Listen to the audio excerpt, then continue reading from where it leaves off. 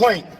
Who's there? Please identify yourself. Officer Crawford, SPD. Open up now or I can make I entry. need to see your badge. What's your number? Ma'am, don't make this difficult. It's 2 in the morning. Let me in. Badge number, please. 1825. Open the door. I'll Not force it. without proper verification.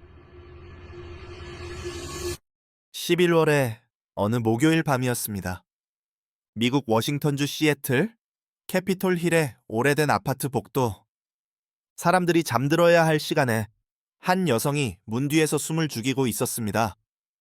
문 밖에는 제복을 입은 경찰이 서 있었습니다. 그리고 그 경찰은 문을 열지 않으면 부수겠다고 말했습니다. 여러분, 지금부터 들려드릴 이야기는 단순한 민원 소동이 아닙니다. 한밤중의 협박이 한 경찰의 배지와 인생을 무너뜨리고 조직 전체를 흔들어 놓은 사건입니다. 결정적 증거는 현장에서 만들어졌습니다. 문고리에 달린 작은 카메라, 그리고 깨어난 한 사람이 선택한 단 하나의 행동이었습니다. 그날 밤 문 안쪽에 있던 사람은 한국인이었습니다. 이름은 김하윤, 나이는 43살, 시애틀에서 일하는 중환자 외상 전문 간호사였습니다. 김하윤은 그날도 병원에서 하루를 버텼습니다. 서부에서 손꼽히는 대형 외상센터, 시애틀 그레이스 메디컬 센터. 총상, 자상, 교통사고, 약물, 과다 복용. 눈앞에서 멈춰가는 심장을 붙잡아 놓는 일이 일상이었습니다. 해운은 응급실에서만 15년을 보냈습니다. 그전에는 미군에서 전투 의무병으로 복무했습니다. 이라크에 2차례 파병도 다녀왔습니다. 총성이 들리는 곳에서 붕대를 감고 기도를 확보하던 사람이었습니다. 그래서 해운은 압니다. 사람이 위험해지는 순간 공기가 어떻게 바뀌는지, 목소리 한 톤이 어떻게 칼이 되는지, 그리고 이 사건에서 더 중요했던 경력이 하나 더 있었습니다. 해운은 한때 법의 간호사로 일한 적이 있었습니다. 성폭력 사건의 증거를 채취하고 법정에서 수십 번 증언도 했습니다. 증거 보존, 기록, 절차, 경찰이 어떻게 움직여야 하는지, 그리고 어디서부터가 위법인지, 그 경계가 몸에 배어 있었습니다. 해운이 사는 곳은 원룸에 가까운 작은 일 인용 아파트였습니다. 이웃끼리 인사도 많지 않은 조용한 건물. 해운은 그곳에서 7년을 살면서 단 한 번도 문제를 만든 적이 없었습니다. 소음 신고도, 다툼도, 민원도 없었습니다. 그저 일하고 돌아와 잠들 뿐이었습니다. 그 목요일 해운의 근무는 오후 3시에 시작됐습니다. 원래는 다음 날 아침 7시에 끝나야 했습니다. 하지만 교대 시간에 외상 환자가 2명 연달아 실려왔습니다. 근무는 늘어졌고 해운은 끝까지 버텼습니다. 집에 도착했을 때는 밤 9시 15분. 샤워를 하고 남은 파스타를 대충 먹었습니다. 그리고 밤 9시 45분쯤 침대에 쓰러지듯 누웠습니다. 눈을 감자마자 정신이 끊겼습니다. 그런데 2시간도 채 안 돼서 문이 울렸습니다. 정확히는 문이 울린 게 아니라 문이 두들겨 맞고 있었습니다. 콩, 콩, 콩. 잠결에 몸이 먼저 반응했습니다. 해운의 눈이 번쩍 떠졌습니다. 휴대전화 화면에는 밤 11시 28분이 떠 있었습니다. 콩, 콩, 콩. 복도에서 남자 목소리가 터졌습니다. 경찰이다. 문 열어. 해운은 침대에서 일어나 잠옷 차림으로 문 쪽으로 갔습니다.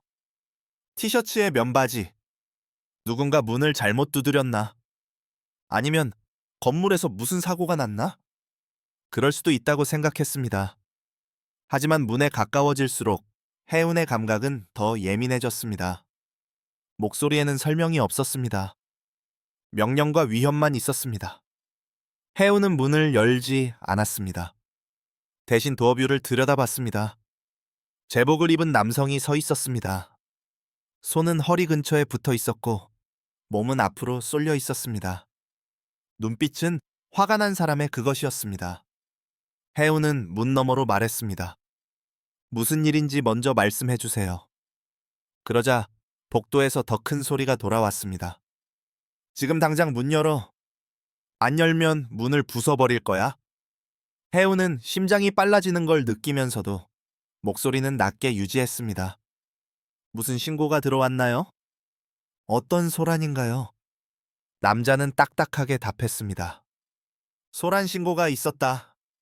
밖으로 나와라. 해운은 침착하게 말했습니다. 저는 간호사입니다. 방금까지 병원에서 2배 근무를 했고 2시간 전에 잠들었습니다. 집안은 조용합니다. 남자는 더 강하게 밀어붙였습니다. 마지막 경고다. 안 열면 체포한다. 여러분이라면 이 순간 문을 열까요? 제복은 사람을 흔듭니다. 체포라는 단어는 본능을 흔듭니다.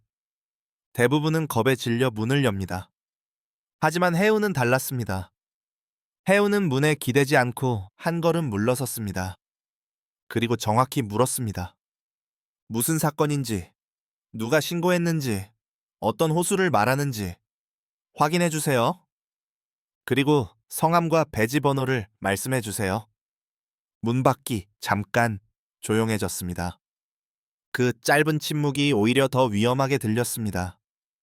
이건 정상적인 절차가 아니라고 해운의 머리가 말하고 있었습니다. 해운은 움직였습니다. 첫째, 휴대전화로 녹음을 켰습니다.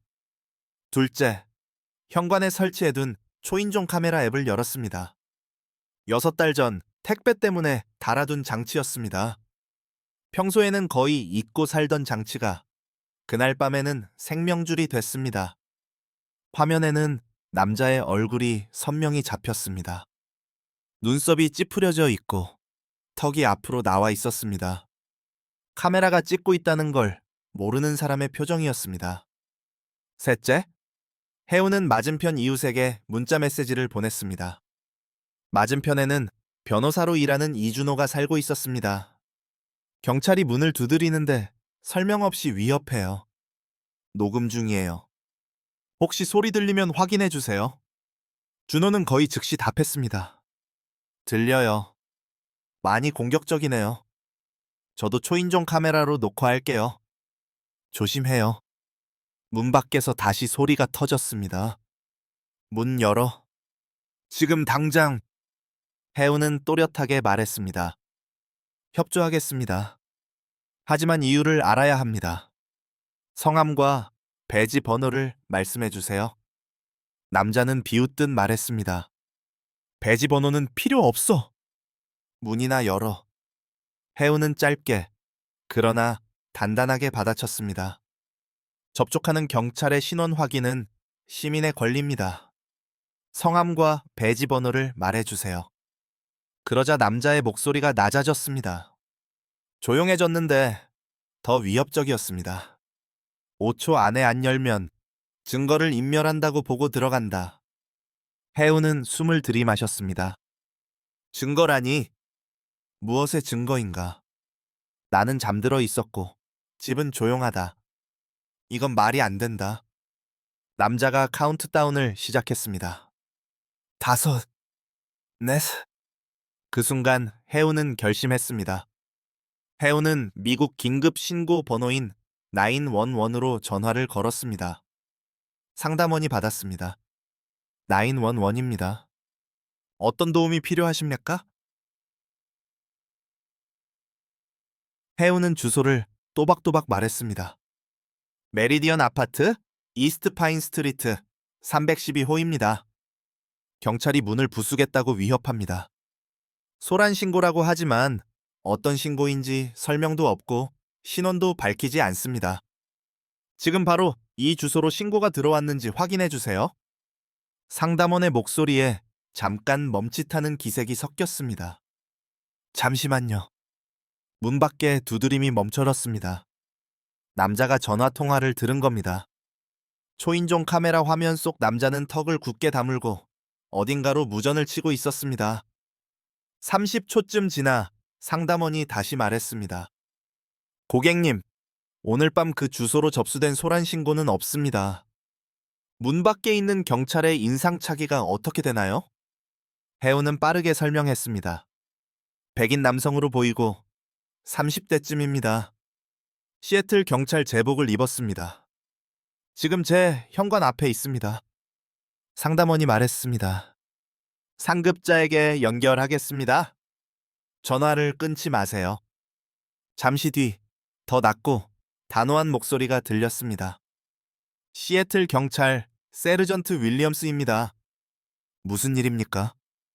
해운은 처음부터 끝까지 설명했습니다. 문 두드림, 문을 부수겠다는 협박, 소란 신고 주장, 신원 거부, 카운트다운. 윌리엄스는 말을 끊지 않았습니다. 다 듣고 나서 조용히 말했습니다. 다시 한번 그에게 성과 배지 번호를 요구해 주세요. 제가 통화 중이라는 것도 알려주세요. 저는 지금 기록하고 있습니다. 해운은 문 너머로 말했습니다. 지금 시애틀 경찰 세르전트 윌리엄스와 통화 중입니다. 세르전트가 성함과 배지 번호를 요구합니다.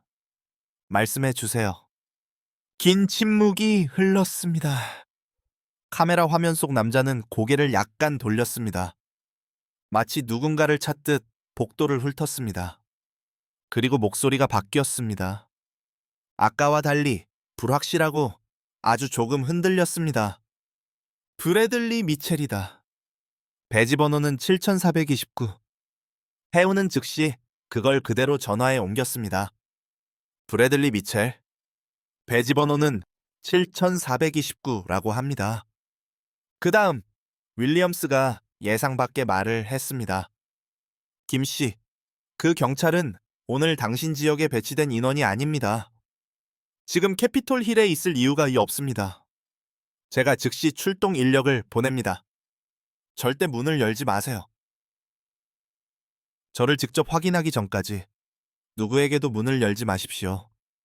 그 말이 끝나자마자 문 밖에서 발걸음이 멀어졌습니다.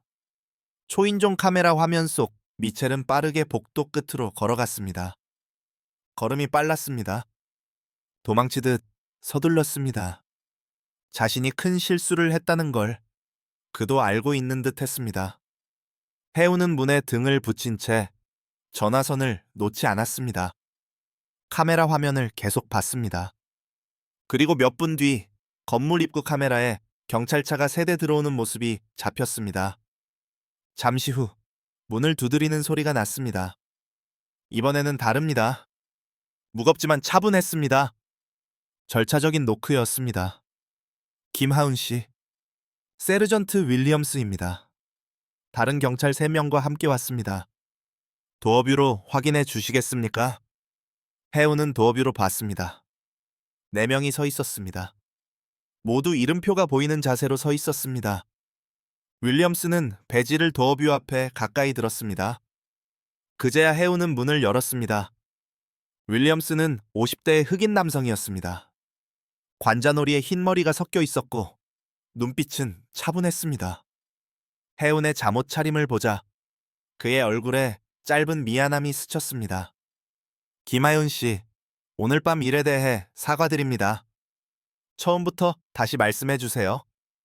해운은 처음부터 끝까지 또박또박 말했습니다.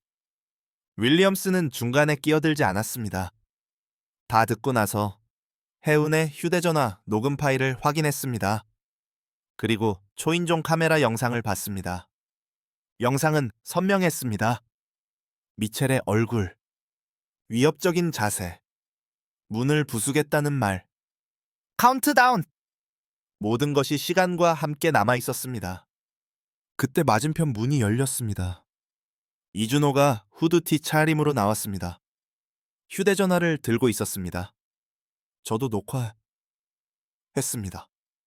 제 초인종 카메라에도 찍혔습니다. 이 복도는 조용했습니다. 소란은 없었습니다. 그 사람이 와서 두드리기 전까지는요. 윌리엄스는 2사람의 연락처를 받았습니다. 표정이 점점 더 굳어졌습니다. 김하윤 씨, 솔직히 묻겠습니다. 미첼을 알고 있습니까? 과거에 접촉한 적이 있습니까? 해운은 단호히 말했습니다. 없습니다. 오늘 처음 봤습니다. 이웃과 다툰 적이 있습니까? 누가 당신을 신고할 만한 이유가 있습니까? 해운은 고개를 저었습니다. 없습니다. 저는 일하고 잠만 잡니다. 윌리엄스는 잠깐 숨을 고르고 조용히 말했습니다. 이건 매우 심각합니다. 배치되지 않은 지역에 혼자 와서 신고 기록도 없이 강제 진입을 협박했습니다. 이건 절차가 아닙니다. 불법입니다. 그리고 해운은 그 말의 뉘앙스를 알아챘습니다. 이 남자는 단순한 실수로 여기에 온 게 아닐 수 있습니다. 그날 밤 윌리엄스는 해운에게 한 가지를 더 말했습니다. 김하윤 씨, 오늘 밤 당신은 할 수 있는 걸 다 했습니다. 침착했고, 질문했고, 기록했고, 911으로 확인했습니다. 많은 사람은 문을 열었을 겁니다.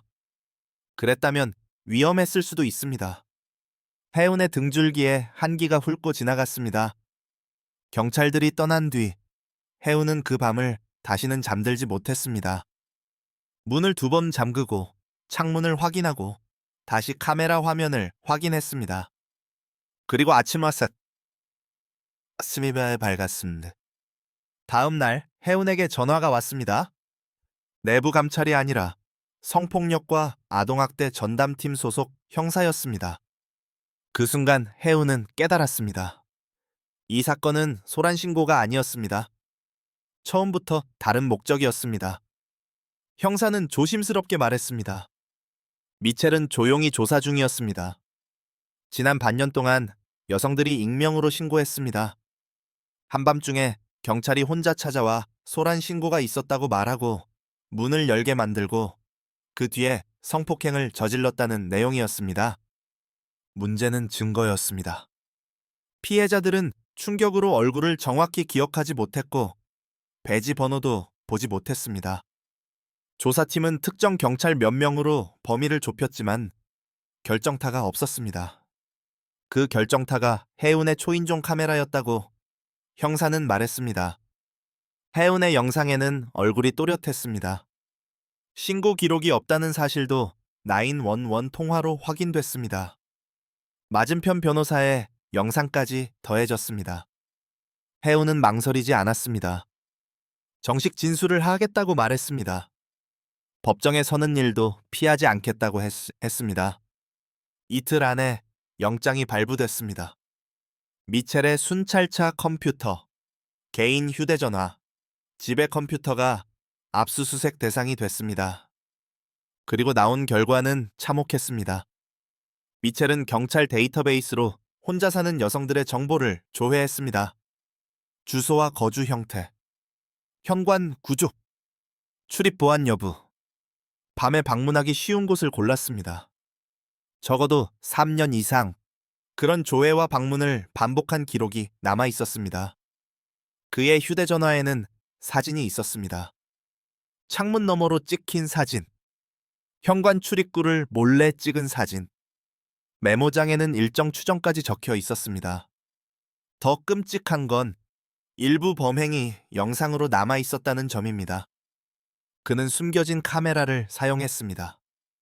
피해자들에게는 말할 수 없는 공포가 파일 속에 그대로 남아 있었습니다. 월요일 아침, 미첼은 자택에서 체포됐습니다.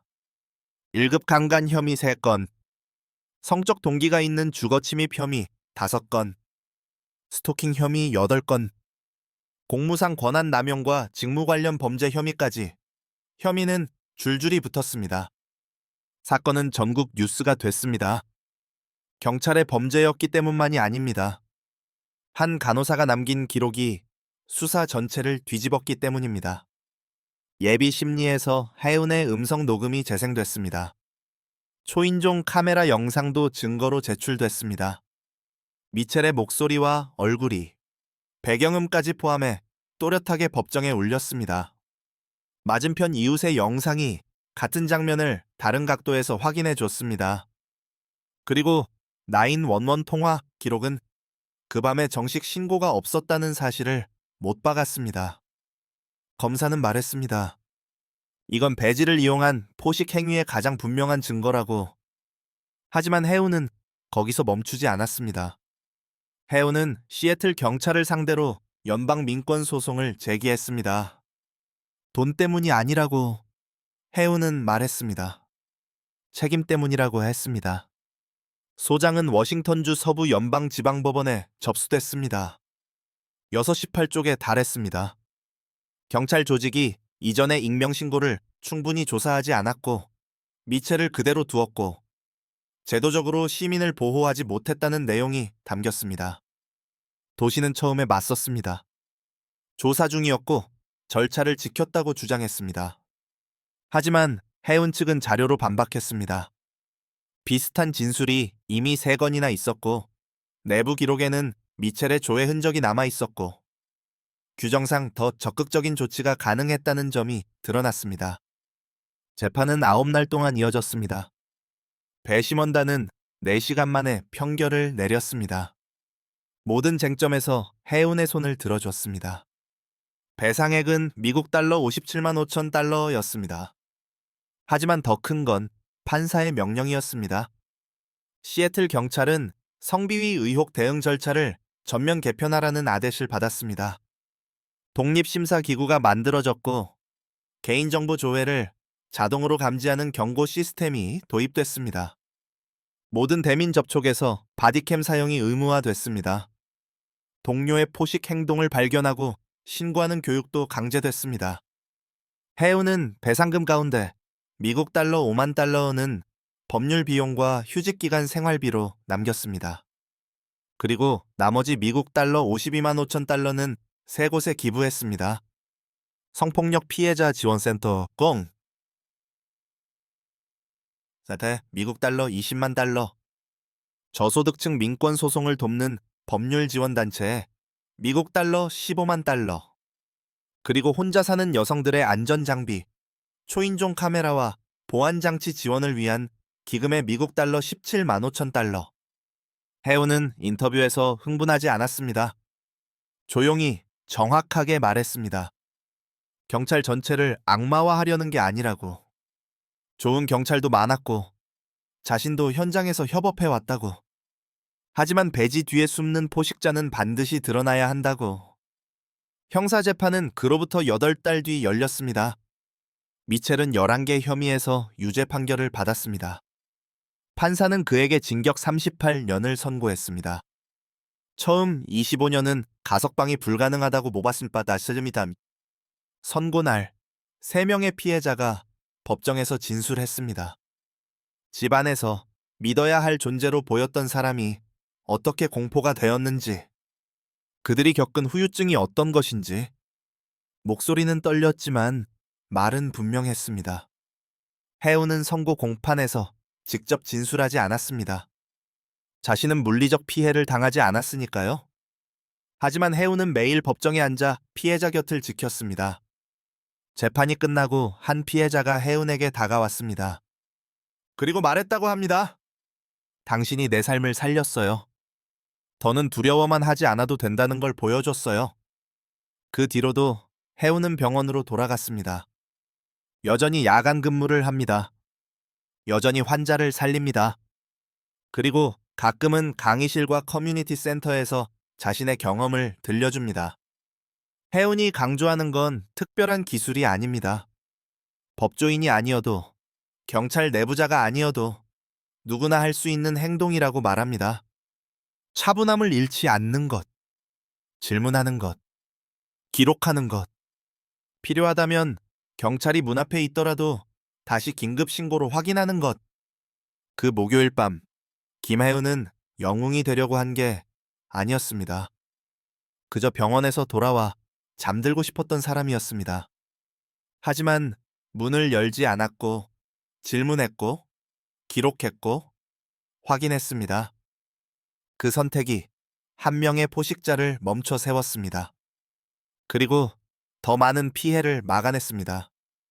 문 하나, 휴대전화 녹음 하나, 초인종 카메라 하나, 맞은편 이웃의 영상 하나, 911 통화 하나.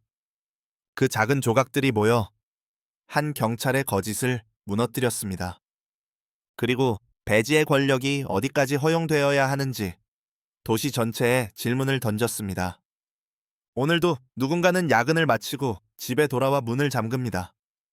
그 문 밖이 안전하다는 보장은 없습니다. 그러나 한 가지는 분명합니다. 위협은 기록 앞에서 약해집니다. 거짓은 시간표가 남은 증거 앞에서 무너집니다. 이 이야기는 바로 그 사실을 증명한 밤의 기록입니다.